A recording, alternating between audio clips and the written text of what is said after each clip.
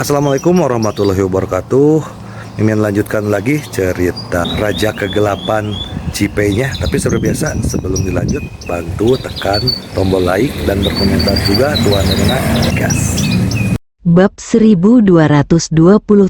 Menurutmu, metode apa yang harus aku gunakan untuk makan? Chen Yibao tidak tahu apa yang sebenarnya dipikirkan Ling Ruofeng, tetapi dia hanya bisa mengambil risiko sekarang, dan terus menangis dan menceritakan situasinya lagi. Setelah dia menceritakan kejadian itu, menjadi jelas bahwa Ji Fei mengetahui situasi mereka tetapi tetap dengan sengaja menyerang mereka. Terutama setelah mereka mengakui kekalahan, dia merampas perusahaan itu dan sengaja menjualnya agar tidak ada hubungannya dengan Ling Sukong. Setelah seluruh cerita diceritakan, semuanya berubah total. Dan ternyata Ji Fei dengan sengaja menjadikan Ling Kongsu musuh, dan bahkan mempermalukan Ling Kongsu. Meskipun Chen Yibao dan yang lainnya tidak dapat melihat Ling Ruofeng, mereka dapat merasakan niat membunuh dalam diri Ling Ruofeng, dan dia jelas-jelas marah. Banyak orang yang menundukkan kepala dan berdiam diri, tidak ingin mendatangkan kesialan. Ekspresi terkejut muncul di wajah Chen Yibao. Sekarang, selama Ling Ruofeng mengambil tindakan dalam kemarahan, ada banyak orang yang dapat membunuh Ji Fei. Setidaknya gadis suci Su Piaomiao dapat melakukannya. Ling Ruofeng hendak berbicara ketika sebuah suara samar terdengar. Chen Yibao, apakah masalah ini benar atau tidak? Sebaiknya kamu pikirkan baik-baik sebelum berbicara. Jika sampai menimbulkan kesalahpahaman, akibatnya akan buruk. Karena dia memiliki sesuatu untuk dilakukan, dia kembali ke Ling Kongsu setelah mengingatkan Ji Fei. Dia tidak tahu apa yang terjadi selanjutnya. Pada saat ini, meskipun saya tidak tahu apakah Ji Fei benar-benar seperti yang dikatakan Chen Yibao, setidaknya saya merasa Ji Fei tidak akan melakukannya. Ini sungguh tidak nyata. Keponakanku terbunuh. Bagaimana ini bisa salah? Chen Yibao membalas. Su Piaomiao berpikir, karena dia telah mengingatkan Ji Fei untuk tidak membunuh siapapun secara pribadi. Apakah dia masih akan membunuh seseorang? Aku tak percaya dalam hatiku. Siapa yang bisa membuktikan kalau Ji Fei yang membunuh keponakanmu? Meskipun dia tahu bahwa Chen Ziluo telah membunuh Chen Zitian dan Chen Ziqiang terakhir kali, dia tidak bisa mengatakannya dengan lantang. Jika tidak, hal itu akan terbongkar. Jadi dia sengaja bertanya pada Chen Yibao. Bukti, apa yang bisa dibuktikan kalau dia sudah meninggal? Dia keponakanku sendiri, seperti anakku sendiri. Apakah aku akan membunuhnya sendiri? Tuan, Anda harus mengambil keputusan untuk saya. Kematian keponakan saya Chen Yibao bukanlah apa-apa. Tetapi Ling Kongsu benar-benar kehilangan muka kali ini. Jika orang-orang tahu bahwa Ling Kongsu diganggu seperti ini, siapa yang akan menghormatinya di masa depan? Selain itu, pemindahan grup Jinbao oleh Ji Fei di depan semua orang tidak mungkin salah.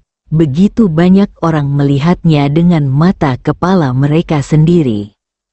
Chen Yibao mulai berteriak keras, tampak sangat gembira dan sangat menyedihkan. Su Piaomiao menyadari ada yang tidak beres dan hendak berbicara. Tetapi Ling Ruofeng sudah berbicara. Su Piaomiao, kamu harus turun gunung dan mencari tahu apa yang terjadi. Kamu juga harus mendapatkan kembali 100 miliar dari grup Jinbao. Jika tidak, masalah ini tidak akan berakhir. Berdengung, Terdengar gemuruh di telinga Su Piao Miao dan hati penuh celaan. Jifei, Jifei, bisakah kau menghentikannya? Mengapa kita harus membunuh orang seperti ini? Sekarang tidak ada jalan lagi. Meskipun dia mengerti bahwa Ling Ruofeng tidak peduli dengan uang, masalah itu sendiri terlalu memalukan. Wajah Ling Kongsu dipukul lagi oleh Jifei. Aneh kalau Ling Ruofeng tidak marah. Aku merasa bersalah dan tak berdaya dalam hatiku. Su Piao Miao, kamu tidak ingin pergi.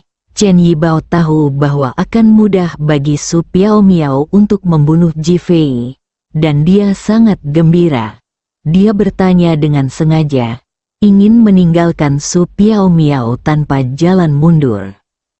Mengapa aku tidak boleh pergi? Su Piao Miao bertanya balik dengan tegas. Chen Yibao menghela napas panjang, hatinya sudah berbunga-bunga karena kegembiraan. Nona suci Su Piao Miao secara pribadi mengambil tindakan. Membunuh Jifei akan mudah saja. Aku harap Nona Suci dapat membantu keponakanku membalas dendam. Jantung Su Piao Miao berdebar kencang. Dia merasa bahwa Chen Yibao telah merencanakan sesuatu yang jahat terhadapnya dan ingin menggunakan pemerasan moral padanya. Dia menunjukkan ketidaksenangan di matanya dan hendak berbicara. Berdebar, Chen Yibao berlutut padanya. Santo, kau harus membantuku membalas dendam, aku bersujud padamu. Ledakan, dia bersujud 3 kali kepada sosok yang samar itu. Air mata mengalir di wajahnya, begitu tulus, semua orang di tempat kejadian tersentuh oleh ketulusan Chen Yibao. Su Piao Miao, masalah ini harus diselesaikan dengan memuaskan. Ling Kongsu tidak boleh dipermalukan. Ling Ruofeng membuat keputusan akhir. Tampaknya ada fluktuasi aura di aula yang menghilang dalam sekejap, tetapi tekanan besar yang tak terlihat membuat mereka merasakannya untuk waktu yang lama. Orang suci itu pasti dapat menyelesaikan tugasnya. Chen Yibao berteriak keras. Semua orang mengikuti dan berteriak keras. Su Piao Miao dipenuhi dengan kebencian di hatinya. Dia terjebak di tengah dan berada dalam dilema. Dia tidak mengatakan apa-apa dan pergi begitu saja. Dia ingin sekali menemukan Jifei, mengikatnya ke pohon, lalu memukulinya dengan cambuk dan mencelupkannya ke dalam air dingin untuk menyadarkannya. Chen Yibao sangat gembira. Mari kita lihat bagaimana Jifei akan menangani masalah ini. Bahkan jika diketahui bahwa Chen Zitian dan Chen Ziqiang dibunuh oleh Chen Ziluo, bagaimana dengan orang lainnya? Dia tidak percaya Su Piao Miao dapat mengetahui bahwa dialah yang membunuhnya. Saat dia memikirkan guru yang tak dikenal, Saudara Long, hatinya dipenuhi keyakinan. Kota Naga Gunung Naga, ini adalah pertama kalinya Chen Ziluo berada di Longcheng, kota perbatasan kecil dengan populasi kecil.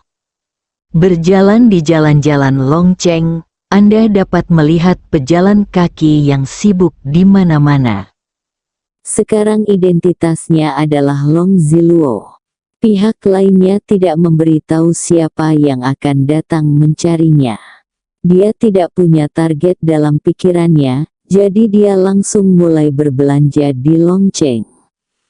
Sebagai orang yang tinggal di Ling Kongsu, dia juga akrab dengan tempat semacam ini. Orang yang tampaknya biasa saja mungkin memiliki banyak cerita di balik dirinya. Jadi dia berjalan sangat pelan dan hati-hati mengamati setiap orang yang lewat. Tuan, apakah Anda ingin mencoba makanan khas Dragon City kami? Tepat saat dia berjalan melewati sebuah toko di sebelah penginapan Longcheng, seorang wanita muda dengan rambut diikat ekor kuda samping di bahunya menatapnya sambil tersenyum, memperlihatkan sederet gigi putih rapi dan dua lesung pipit. Chen Ziluo adalah seorang pria yang pandai menggunakan otaknya. Meskipun dia melihat pihak lain itu hanya seorang pedagang kecil yang menjual makanan khas setempat, dia bisa merasakan kepercayaan diri dan ketenangan yang ditunjukkan oleh wanita itu, sesuatu yang tidak dimiliki banyak orang. Dia langsung tersenyum dan berkata, "Apa saja makanan khas di sini? Kalau enak, saya bisa beli." Sambil bicara dia berjalan mendekat. Wanita itu menyodorkan sepotong panekuk tipis kepada Chen Ziluo. "Ini panekuk matang dari Longcheng, rasanya sangat lezat. Aku akan memberimu satu untuk dicoba terlebih dahulu." Chen Ziluo tertegun sejenak, lalu senyum muncul di wajahnya. "Ini sepertinya tidak cocok, kan? Aku tidak suka mie jenis ini." "Tuan suka makan apa?" wanita itu bertanya sambil tersenyum. "Makan daging. Apakah kamu yakin perutmu bisa mencerna makanan itu?" "Ada banyak cara memakannya, tergantung metode mana yang Anda gunakan."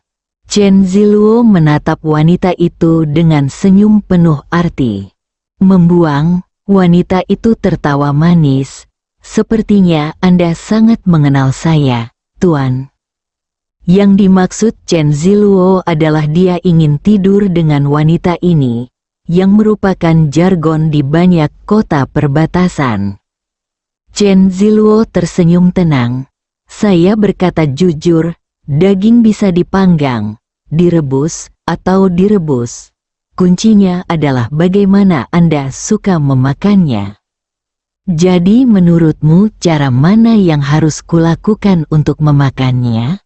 Bab 1228. Bagaimana kalau aku mengundang kalian pergi ke klub malam?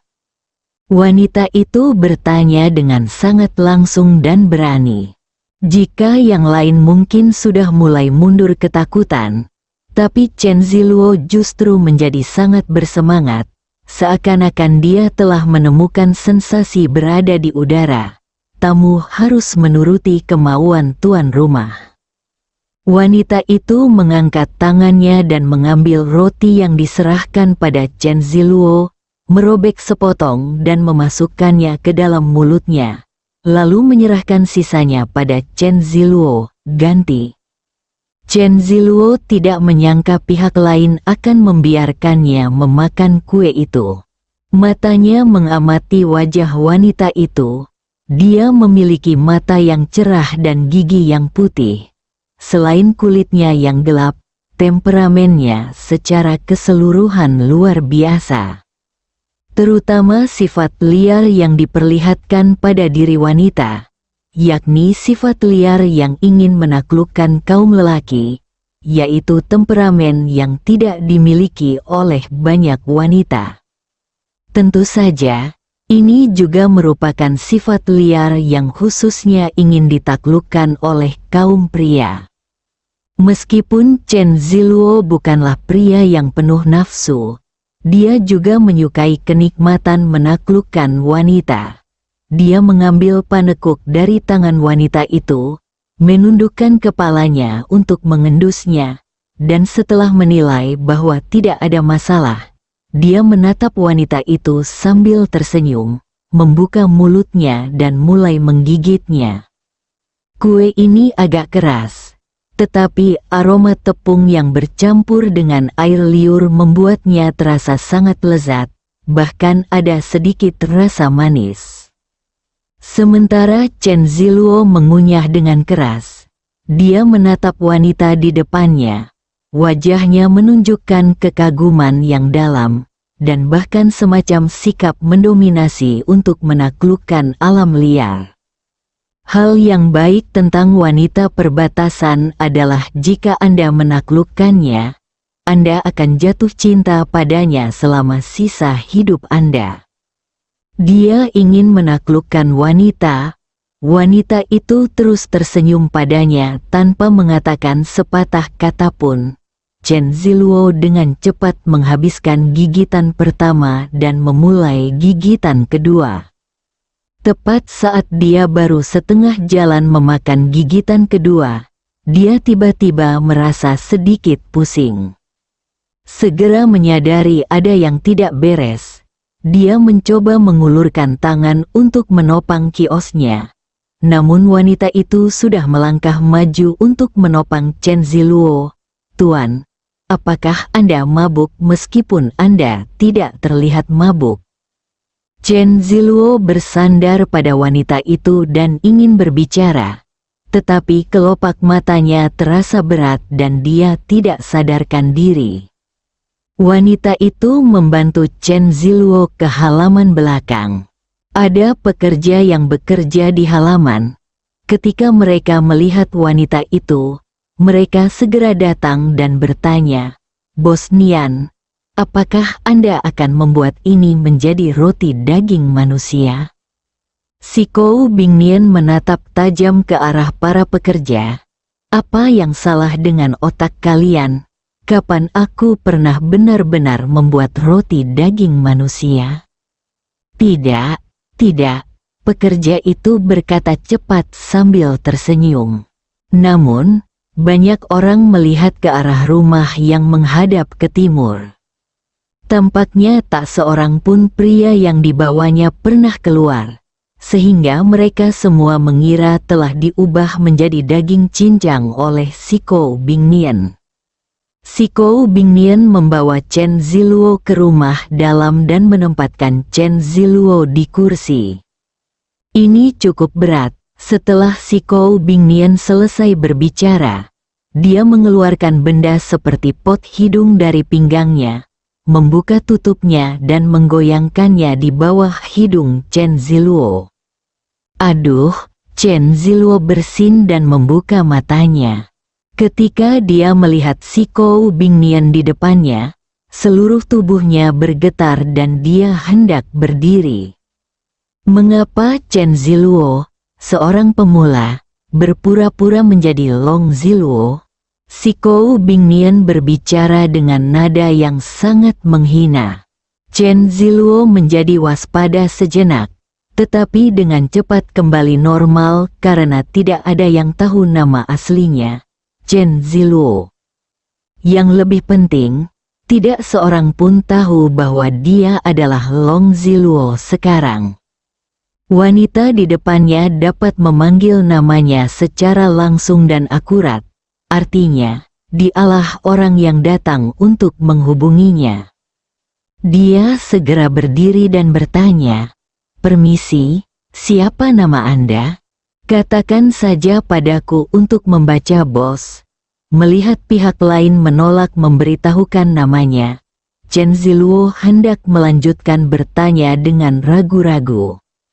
Wah, wanita itu melemparkan buku catatan di atas meja di depan Chen Ziluo. "Ini semua informasi Long Ziluo. 7 hari lagi, akan ada seleksi tahunan Dragon Hall. Banyak orang akan datang ke sini saat itu. Kau bisa masuk sebagai Long Ziluo dan tetap bersembunyi di dalam. Jangan khawatir tentang sisanya." Chen Ziluo diam-diam tidak senang. Ternyata mereka memilih orang baru. Ling Kongsu jauh lebih tinggi dari Long Tang.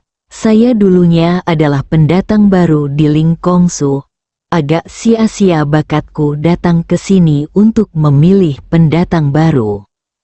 Akan tetapi, ketika memikirkan betapa sulitnya saudara Long, dan betapa wanita di depannya seusia dengannya, namun begitu cerdik, dia pun merasa terkejut. Akhirnya dia mengangguk. "Oke, jangan khawatir. Ingat, mulai sekarang, kau adalah Long Ziluo.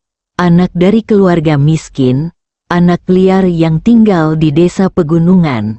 Ilmu bela dirimu diajarkan oleh seorang pria bernama Long Aotian. Kau tidak tahu apa-apa lagi. Kau mengerti? Jernih, Long Ziluo telah menghafal semua informasi. Setelah si Kou Bingnian memberikan beberapa instruksi, Chen Ziluo memasuki ruang bawah tanah sesuai pengaturannya. Begitu dia masuk, Chen Ziluo merasakan hawa dingin di punggungnya. Sekalipun dia telah membunuh banyak sekali orang, dia belum pernah melihat kejadian berdarah seperti itu. Orang-orang di dalamnya sudah mati atau berlumuran darah. Semua orang saling memandang dengan waspada dan kebencian, seolah-olah mereka takut pihak lain akan membunuh mereka. Anda beruntung, Anda tidak harus mengalahkan semua pesaing Anda seperti mereka untuk mendapatkan tempat dalam seleksi pemula. Si Kou Bingnian berkata dari samping.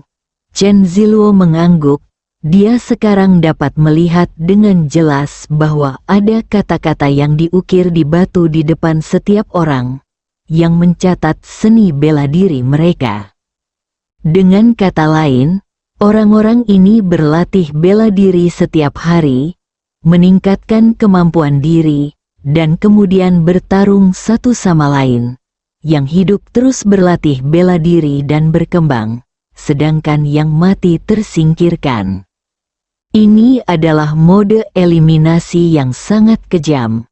Sekalipun dia ahli dalam lingkongsu, hatinya tak dapat menahan gemetar. Si Kou Bingnian akhirnya menempatkan Chen Ziluo di ruangan yang sangat tenang dan bersih. Mulailah berlatih seni bela diri di atas sekarang.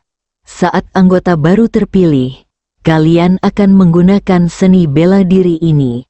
Kalian tidak diperbolehkan menggunakan seni bela diri yang sudah kalian pelajari sebelumnya.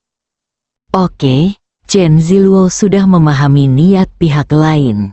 Si Kou Bingnian pergi dan mengirimkan foto Long Ziluo.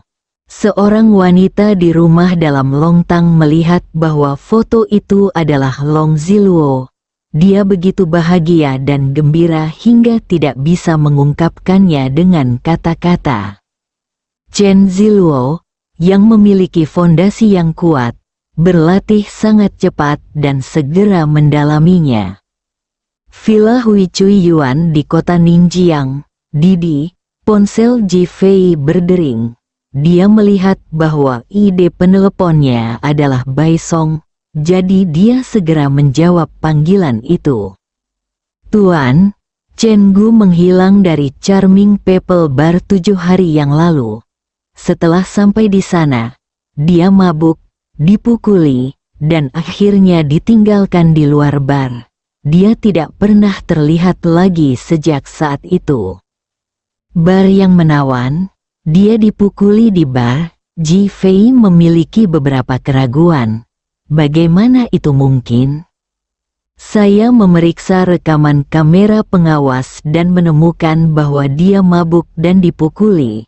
Tampaknya karena wanita di atas panggung. Dan sinyal telepon genggamnya hilang di sana. Baiklah, kamu terus pantau. Aku akan pergi ke Charming Bar untuk memeriksanya sendiri. Oke, Bai Song menutup telepon.